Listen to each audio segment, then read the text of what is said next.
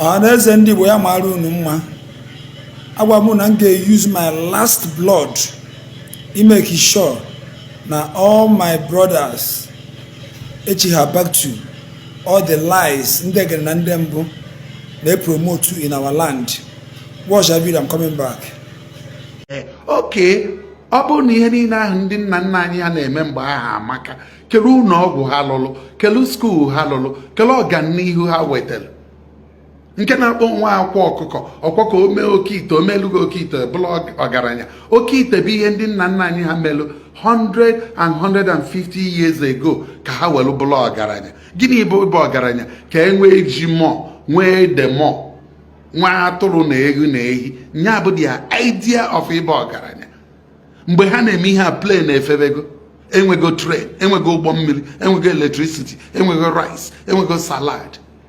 People are going akwụkwọ n'Oxford, Cambridge, Harvard.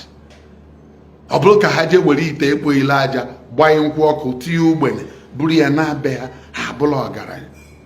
Nya ka this generation na-revive na-echigha azụ ka ha mepe oke ite. Because so far na oke ite the same level ka ihe ejegharị otu na-enye testimony na nke nwa dibịa ahụ edozi mechara ya oke ite ọwa ka ọ na-egosi Camry ya. Camry 2000 second hand bụ ihe nwa dibịa meele gị bụla ọgaranya. Ha esi ọgaranya gị bụ ịgo Camry 2000 second hand. Something is wrong. I don't know. Mana nsọfụchazie ma ndị je secondary school ma ndị jelu university iso na-join ndị ọgbanje, iso na-asị na anyị na-echigha azụ n'ụzọ nna nna anyị ha. Ichi isi azụ n'ụzọ nna nna anyị ha ịsụ n'oyibo, don't speak English.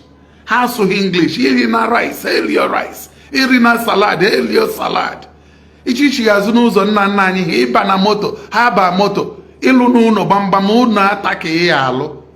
Ụdị ndụ ha bili. Ahụ ya ba ga-eje n'ụlọ ọgwụ jee kala ahịhịa paa n'ime ọhịa ka ịmalụ ha afọ. So kele ụdị azụ anyị na-echigha. People na-eje n'ọnwa kịta na-achọ ibi na Mars. People na-ego private jet. People na-eme advance. People na-achọpụta new way of engineering, new way of medicine, vaccines everywhere. Then ọ bụrụ na ụzọ ndị Igbo ya na-ekwu kịta, our discussion n'Igbo land bụ ka anyị chigha azụ na mgbe egbula ejima, ka anyị chigha azụ mgbe ya ba foto mmadụ amaghị ya eme tupu ya na-alụsị, ka anyị chigha azụ mgbe a sị na mmadụ bụ amoosu ebe ya ntị tụwuo ya n'ajọ ọhịa. Ọkwa ebe ichigha azụ ha chọrọ. And anya na-enene ndị a ha na-promote mana social media. The only way to get popular now bụ to criticize Christians, criticize their priests, criticize their pastors, evangelists and ndị ụka niile. Ibido gain popularity. The only way to gain popularity bụ isi n'ibe ọgbanje. I mean, other people are becoming medical doctors at the age of 22.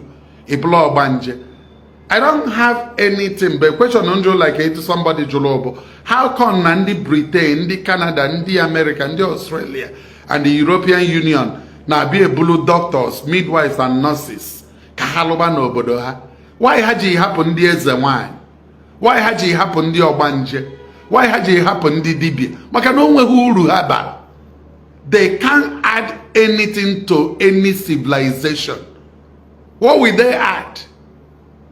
Ajụọ m ọzọ, kedu etu ndị ọcha si bịa bulu medical doctors ndị Igbo na ndị Nigeria, bulu nurses, bulu pharmacists, bulu midwives, hafụ ndị ọgbanje hapụ ha, fụ ndị dibịa doka akwa na ndị otu ya hapụ ha, fụ ndị na-achụ aja na mmiri hapụ ha, fụ ndị na-asị na ọha agba ọgbanje na ha ya emeghị nụọ di, ndị ọcha ha achọghị ịnụ di.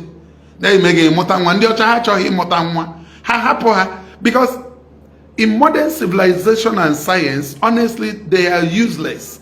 Onweghị ha ya add ọ ha ezebe achịla aja naba obodo oyibe ka ije obodo oyibe imebe shaka arọbụ na-agụ kọwa maka unu afụ the video.